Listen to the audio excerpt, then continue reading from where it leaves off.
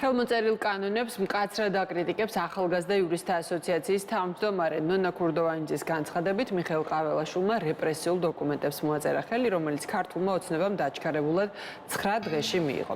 მისი განცხადებით ცვლილება საარჩევნო კოდექსში ქართულმა ოცნებამ მორიგჯერზე მოარგო საარჩევნო კანონმდებლობა ვიწრო პარტიულ ინტერესებს. ამის მიზანი 2025 წლის ადგილობრივი თვითმმართველობის არჩევნებში არაკეთილსინდისიერი უპირატესობის შექმნა. ცვლილებების შედეგად მიღებული საკანონმდებლო ჩარჩო ვერ უზრუნველყოფს ამომრჩეველთა ნების მანდატებში პროპორციულად დასახვას და მნიშვნელოვნად გაზრდის ამომრჩეველთა დაკარგული ხმების რაოდენობას წერს ქურდოვანიძე. მისივე განცხადებით, ხელმოწერილი ცვლილებებით ასევე მარტივდება რეორგანიზაციის პროცესი და მისი პოლიტიკურად წმენდის იარაღად გამოყენება.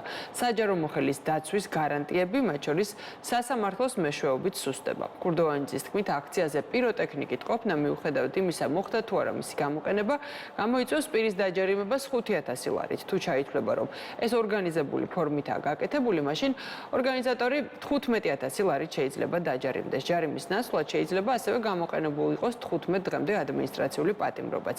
ქურდოვანიძის განცხადებით, ნებადართული ხდება პრევენციული დაკავებაც. ეს კიდევ ერთხელ შევახსენებთ, რომ ეგრეთ წოდებული უფლებადამცველობის სტატუსი თუ გინდა, ყველა ადამიანის მიმართ უნდა იყოს ობიექტური. მანამ სანამ საია იქნება თუ ნებისმიერი არასამთავრობო არ აღიარებს, რომ რადიკალური აქციის მონაწილეებმა დაარღვიეს კანონი, მათ შორის სისხლის სამართლებრივი პასუხისმგებლობა უნდა დაეკისროთ ამ ადამიანებს, რომლებიც პოლიციელებს ცოცხლად წვავდნენ, უმიზნებდნენ პიროტექნიკას, დააზიანეს 160 მეტი პოლიციელი და ასე შემდგომ, მანამ არ ექნებათ არანაირი სანდოობა საზოგადოების მხრიდან. შესაბამისად, აღარავის აღარ აინტერესებს ამ ეგრეთ წოდებული ვითომ უფლებადამცველი ორგანიზაციების განცხადებები.